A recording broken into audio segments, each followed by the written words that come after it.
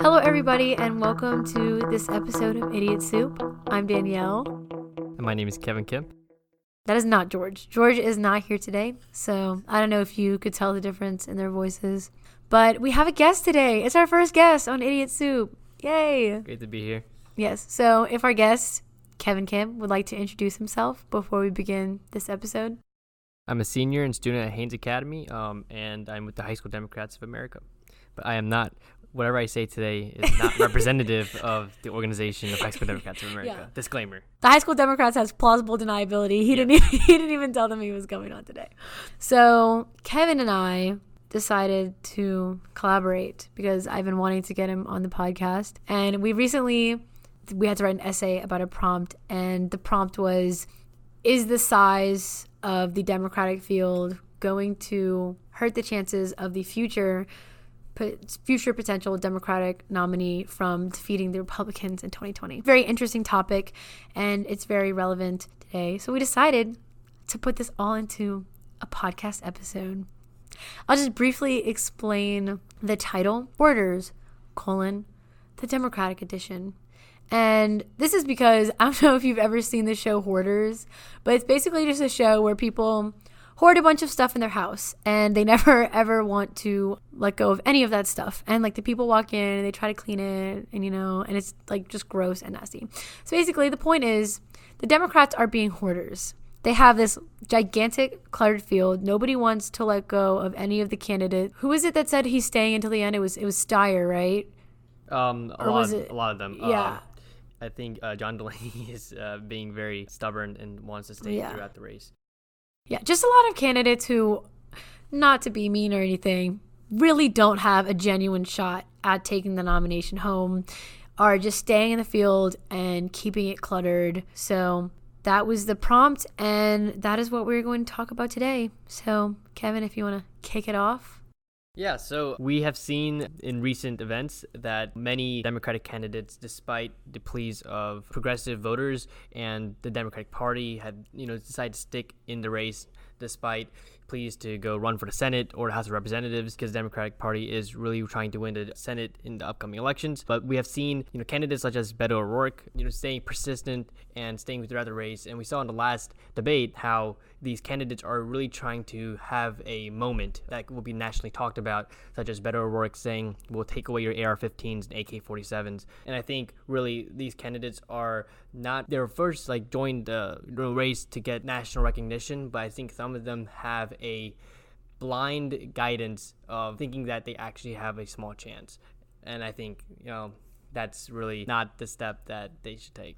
Yeah, like you mentioned with Beto, I think that the recurring phenomenon as a result of this primary season being so drawn out due to there being 20 candidates is that not only are there already a lot of progressive candidates in the field, but these progressive candidates are having to swing farther left or swing to more extreme versions of already established political views to gain attention. Like you said, Beto, he stood up there on the debate stage and said, we're going to take your guns. And there was some Republican campaign manager that was made a man that night when he was watching the TV, because now he gets to say oh my God, this is the first time the Democrats are saying it verbatim, dude, we're going to take your guns. So they're kind of confirming all of the Republicans' worst fears when it comes to something like that.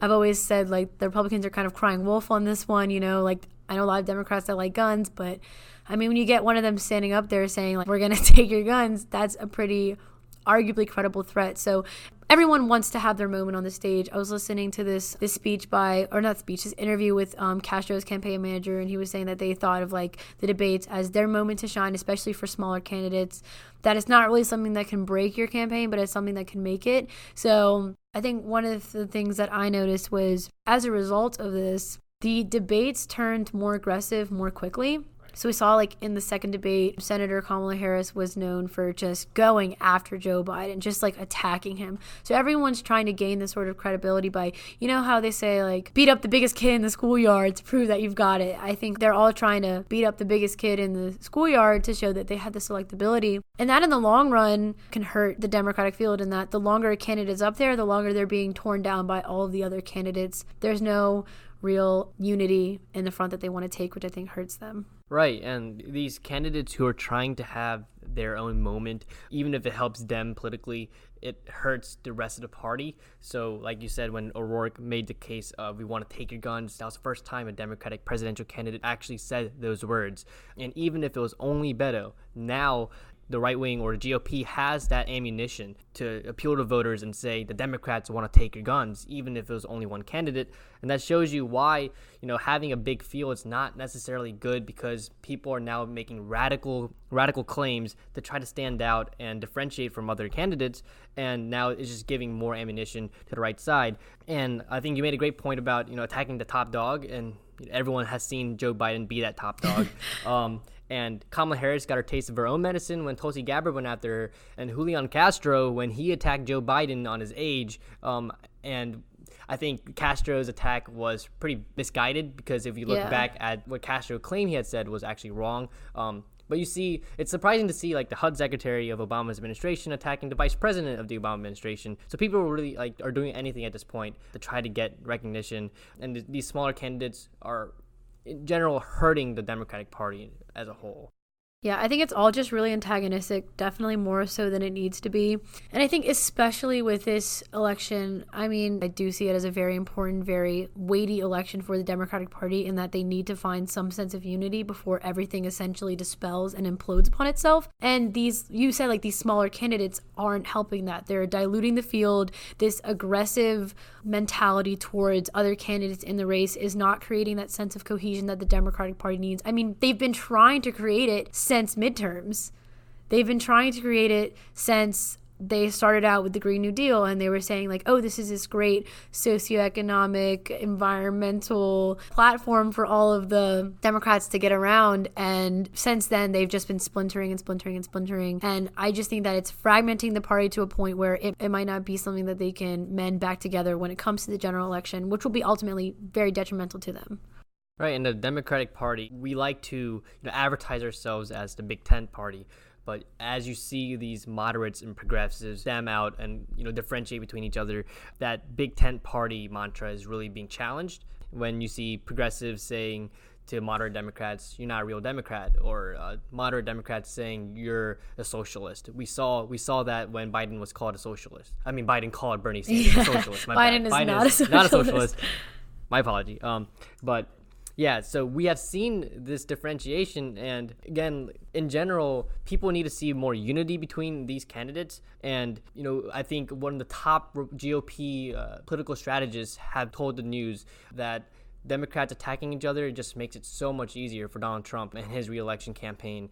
Donald Trump, we have seen the attacks through his campaign ads, and he actually recycles a lot of the attacks that Democratic candidates bring up.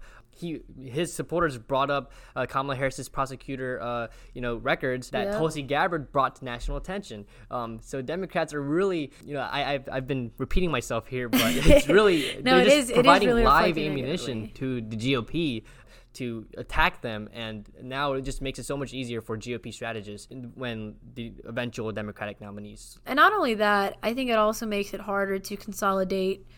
Earlier in the primaries, or I guess campaigning season, there was a lot of talk about potential candidates that could be vice presidential candidates. One of the one that was brought up was Buttigieg, because he's polling pretty well with the more conservative candidates because of his mandatory public service promotions and so on and so forth. But if these candidates keep going in the sense that they continually are tearing each other down, it's going to look really hypocritical if when it gets to the general election, Joe Biden has to take on someone that he tore down, or Elizabeth Warren has. She hasn't really been attacking people as much, but or someone who went after Kamala Harris has to take on Kamala Harris, and those people that are traditionally have been the punching bags for the Democratic campaigning season have to be brought on as vice presidential candidates.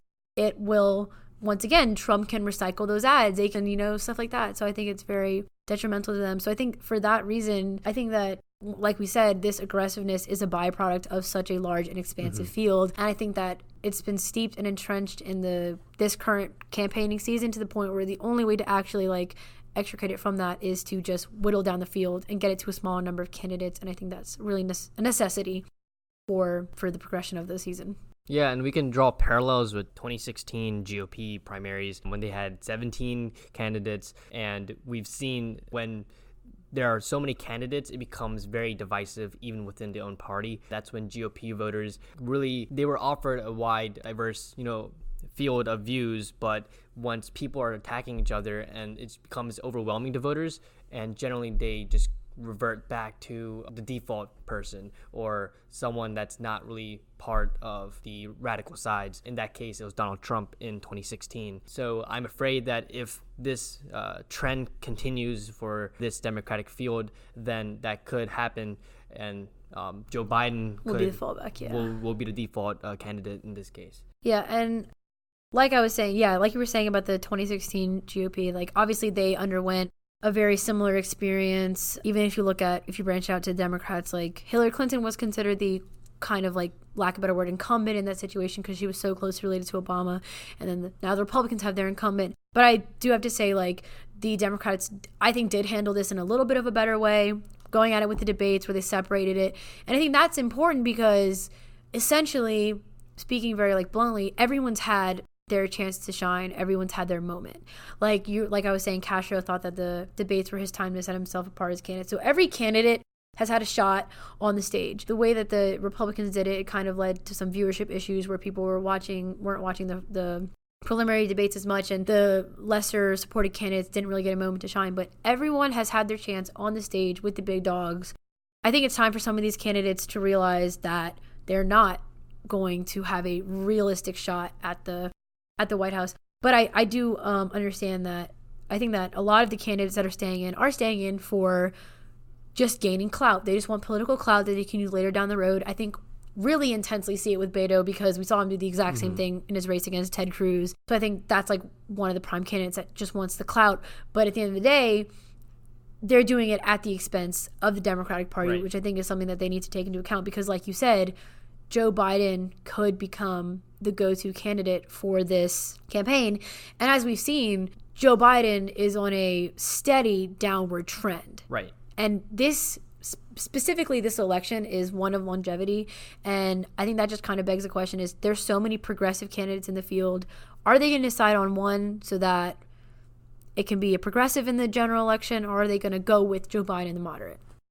Yeah, and it's really unfortunate that when people are having these moments, it's at the expense of another dignified candidate. So we saw that when Tim Ryan and Tulsi Gabbard dueled it out. We saw that with Castro against Biden, Sanders against Biden. We saw that between everyone against Biden. Yeah, everybody against Biden, Harris and Gabbard. And then we also saw, O'Rourke and Castro in the first debate really duel it out, and that's when Castro really got his national attention. But again, at the expense of another Democratic candidate. So, at this point, I mean, is it fair to ponder, are candidates like Marianne Williamson and Andrew Yang more favorable to Trump voters? We saw they stood out, but it wasn't at the expense of someone else. Marianne Williamson really doesn't have any policy points, but Andrew Yang specifically piques interest among Trump voters who were originally Obama voters with his freedom dividend. And actually, when Andrew Yang fleshes out his campaign platform, not a lot of people see it as socialist. Like on the cover, UBI may seem socialist, but it's completely a capitalist policy that's supported by famous people such as MLK. So that's the question that I want to throw out there. Well, I love Andrew Yang. He's not my candidate of choice, but he's just a very inspiring figure to me. Like an Asian American running for president. I like his positive message. I've never seen him say anything at the expense of another candidate. He was very principled on the debate stage in doing that and was very intentional about that. However, I obviously don't think that he stands a realistic chance in this campaign season. And the reason is like he has one of the most comprehensive policy platforms I've ever seen. I mean, people keep on talking about Elizabeth Warren as a policy candidate, but Andrew Yang has a policy for everything, and I deeply respect and admire that. But everything is so nuanced when it gets to that. And you can explain UBI to someone who's politically aware, but for the realistic outlook is that the majority of American citizens aren't going to go do the research on their own, go listen to the news, listen to the candidate talking. They're just going to take it for what its face value is. And if they're constantly hearing, and Trump's going to have money coming in from everywhere. He doesn't have to make the same promise that the Democrats have made to take only from grassroots donors. He is going to have the corporations like out the wazoo. Trump's going to have this money. Trump's going to be running these ads. Trump is essentially going to control the media in this almost probably potentially propaganda-like sense if he goes up against someone like Andrew Yang. That's going to be what people are hearing all the time. So I think that for this specific instance, it would be better to go with someone who already has that notoriety, someone who already is recognizable by the voters. And that's why a lot of people, I feel, have turned to Joe Biden, because Joe Biden has name recognition, he has experience recognition, and he is not a very, policy-wise, not a very divisive candidate. Personality-wise, that's another issue. A lot of people take issue with his, history with racial relations and also his history with women. But policy-wise, he's a very moderate candidate. So I think that's why there's the appeal to him. But then you see that this appeal is really quickly weaning away. You kind of see the call that voters want a progressive candidate. That, like, one of the things was really interesting, we mentioned it, is like Joe Biden sent out this email after one of the debates that said, we're out of money. Like, you see people aren't really energized to vote for Joe Biden. People for candidates such as Sanders and Warren, they have intense, strong voting bases. And I think that kind of mirrors the type of voting base that President Trump has. The people that are voting for President Trump generally now are people that support him and like him and want to see him in office again. And you need a candidate that has that same call to action behind their name and behind their platform. Yeah, and I just wanted to point out about Andrew Yang specifically. He's really been campaigning on that freedom dividend. But if you go to his campaign website, he has so many fleshed out policy points on almost every single major issue. And not many people know about that. And I think it's really surprising to see a candidate like Andrew Yang be able to stick and qualify for all these debates it's amazing. And outlast some name recognition politicians in this race. But I do agree that it's probably very unlikely that he can win this nomination. But I think he's giving a fresh alternate perspective that's not been looked at before. Mm-hmm. But I want to go back to the progressives versus Donald Trump and how the party wants a progressive candidate. So I think the media is playing a really big part in that. Mm-hmm. As in giving so much coverage to these more progressive candidates, whereas you don't see that media coverage for our more moderate candidates like Michael Bennet and Governor Bullock.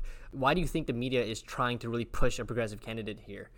Well, at first, I obviously think that the media is automatically inclined towards things that are more interesting. And the progressive candidates in this race have definitely been the more outspoken candidates. I mean, if you look at candidates that have one issue candidates like Swalwell, and he was really pushing for gun control, which can be seen as a kind of more progressive view, but he was a more moderate candidate because he didn't push other platforms. But then you compare it to candidates like Sanders that have this presence in this room. Like, when you're a progressive candidate, I feel like that kind of comes with, I don't want to say like a cult of personality-esque thing, but if you look at all the progressive candidates, they do have this sort of personality, this charisma to them, and they have a consistent message. I think that's really important, is that the media is pushing this because it's easy to push a progressive message. It's easy to say what progressive wants. If you're more moderate, you kind of have a little more nuanced things to explain, but it's easy for anyone to stand up and say, like, I want change. That kind of resonates with a lot of people. So I think that's one of the things, is that news and those candidates might be more interesting. And also, I think it's more mobilizing. I don't think people are really energetic to go out to the polls and vote for a candidate that say, like, hey, I want to change this, but I just want it to be a Democrat. Because they're going to be like, if you want it to be the same, what's the point of me going to vote for you, Like I said before, those candidates like Sanders had one of the strongest voting bases in 2016. He had this ride or die base similar to what Trump has now. And I think that is what the Democrats are relying on for this upcoming election, is they need people that have a very strong voting base. And I think that's why the media is pushing it. And I think it's harder to push, but also, just speaking more holistically, we have a very, very, very diverse field. Like, it's so amazing to see people that from all these different ethnicities, like all these different backgrounds. Like, I know the 2016 Republican GOP field was diverse, but I mean, it was diverse in the sense that there was a CEO, a doctor, and a legacy kid. We have an African-American woman, an Asian-American man, a Hispanic man. Like, we have all these amazing people, this wide variety. And I think that America has continually shown that this variety is so inspiring to people like me, but I just don't think the country is ready for it. And a wide variety of these more moderate candidates aren't the white males in the race. aren't the white women in the race. Like Kamala Harris, she's an African-American woman, and Cory Booker, and they're still like slightly progressive candidates, but they're not as progressive as you would label Elizabeth Warren and Sanders. And it's just unfortunate that the chips fall that way. But I do think that does play a subconscious role in what candidates the media is picking. Yeah, and just your comment on these diverse ethnic backgrounds of these candidates. When I see the general reception to this diverse background, we have so many progressives saying we can't have another old white man in office, and I just don't agree with that sentiment. I never really saw why the point in that argument. I understand that old white men generally have been the ruling people in our country, but Bernie Sanders is one of the most progressive, if not the most progressive candidate in our race. So just because he's old and white, we shouldn't have him. I don't think that's a really good point. And same thing for Joe Biden.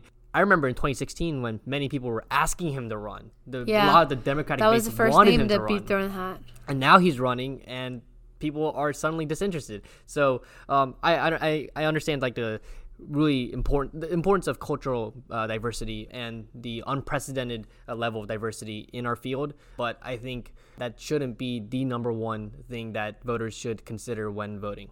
Yeah, so I see what you're saying. I do think it would be a faux pas to discount a candidate just because of their, it's an old white man. But I do think that does play a very important part in this election. I think it just depends on like what kind of old white man, for lack of a better word. Like Bernie Sanders has one of the most impeccable records when it comes to race. I mean, 10 years before Joe Biden was trying to stop busing, he was being arrested in Chicago for a civil rights protest. I mean, that's something that you can't, that's unimpeachable character. While I don't agree with a lot of Bernie Sanders' policies, I do have immense respect for his history on that. It's very inspiring work to look at. But I do see why it has become an important issue to candidates, especially with racial tensions being at such a high.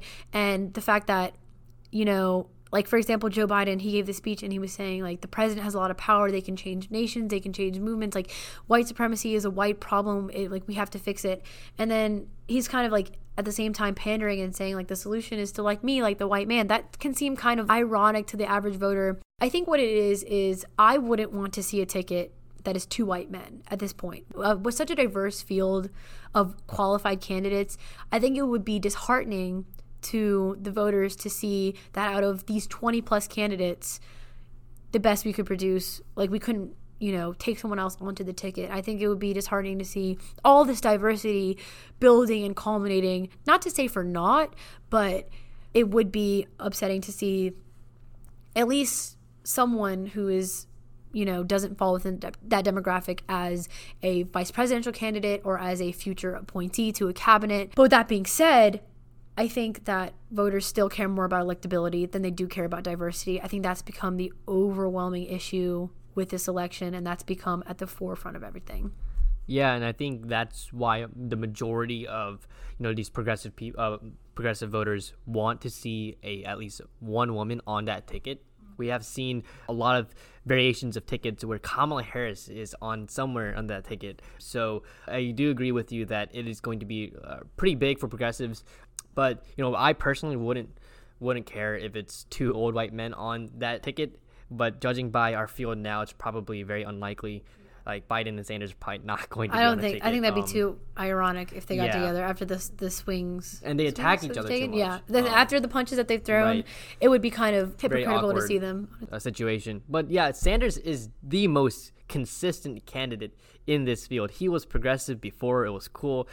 He fought for gay rights before it was cool. He fought for all these progressive ideals. And if you look at old congressional records and these videos of Bernie Sanders fighting on that Senate floor, that was when before all this Twitter and Instagram, and when social media blew everything up. And I think that's one thing that people gloss over. Because these people are saying Sanders is being radical. He's been like this forever, and you see all these candidates on the Democratic field who's gaining traction. They're progressive, but a lot of them are taking ideas from Bernie Sanders. They're making variations of his Medicare for All plan. We see Elizabeth Warren. We haven't really seen much differentiation between her and Sanders' policies, but Sanders had those policies before Elizabeth Warren. But Elizabeth Warren brings a new appeal of being a woman and a more diverse background into it.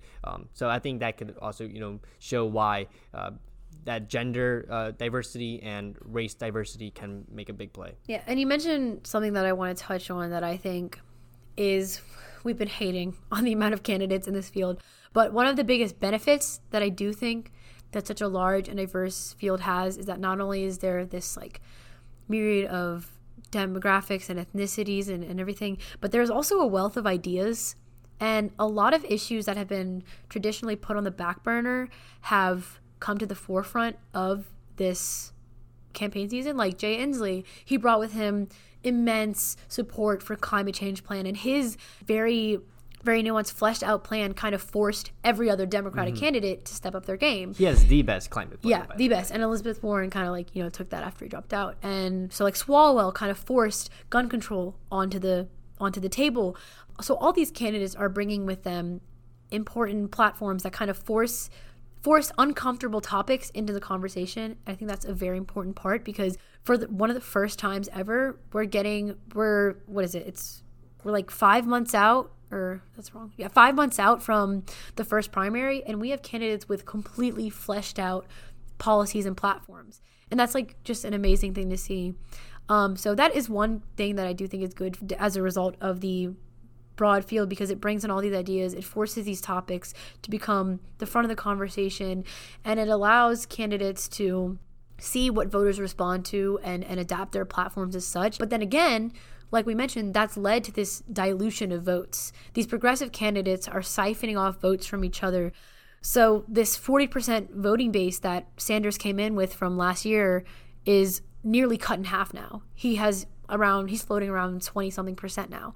So because there's so many other progressive candidates to choose from, there's so many other qualified candidates with fleshed out platforms, and that is, giving way for the moderate Joe Biden to be the front runner with little to no opposition.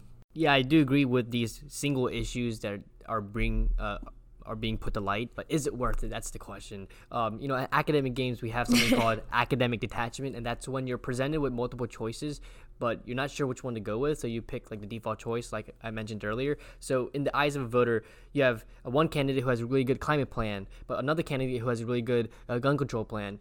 You don't know which one to pick, so you just select the default, Biden. And that is a big thing that can happen. Behavioral psychology, when there's so many choices and you're overwhelmed with these choices, you can either just go with the mainstream selection, or you might not pick any at all. And that's why historically in the United States, when we have seen fields with a large amount of candidates, there have been historically low turnout rates. And that's already something that progressives are struggling with. We see now with our newer generation, especially after the Parkland shooting, this generation being more politically active, but can that translate into voter turnout? That's the biggest question. Progressives know they have the majority of support in our age range, in the college age range, but can they come out to vote? And that's why this is really off topic, but we should make voter registration automatic when you're 17, and make voting day a federal holiday. I agree with all of that. But yeah, like you were saying, something really, you mentioned how people fall back on the moderate when they can't choose between the candidates. And I was looking at this really interesting poll the other day. I think it was by Emerson. And they were saying, what do people prefer, electability or issues? Is it policy, or is it who they can get in office? And a vast majority of people felt like they didn't have to compromise. They felt like the candidate that they felt was electable lined up with the policy. But for those, that chunk of voters that don't feel like it aligned are making that fallback to electability because they want to see a Democrat in the office. And I think in the end, that's hurting the party, because that's setting up a moderate candidate who isn't going to be able to turn out the voters the way that a progressive candidate will, isn't going to be able to mobilize voting blocks as well as a progressive candidate will, and is ultimately going to be just a great tee for a Republican victory in 2020. Because in the end, this is a game of longevity. If you pick a moderate as your, and seemingly the only real moderate that stands a chance at this nomination is Joe Biden. If you pick him as your candidate, he has to make it all the way to the general election. It hasn't even been a year, and his numbers have fallen more than 15%. I would be surprised if he could even make it to February by remaining in the top 2. I think by February, Sanders will overtake him in that aspect.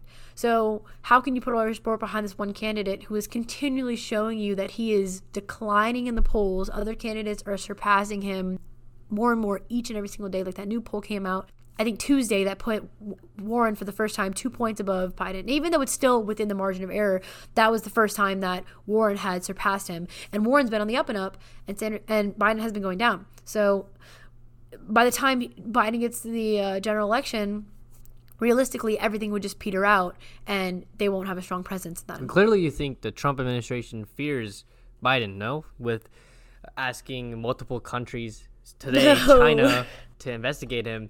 You would think that the Trump administration fears the Biden campaign and whether Biden can actually win over his voters.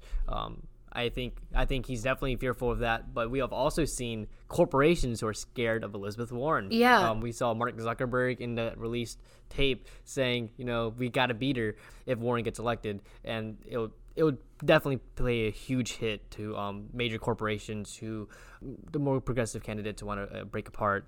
I think that was interesting, but I'm very interested on why Trump would risk his career on a candidate like Biden when we have seen the downward trends and the loss of interest from progressive voters or Democratic voters per se.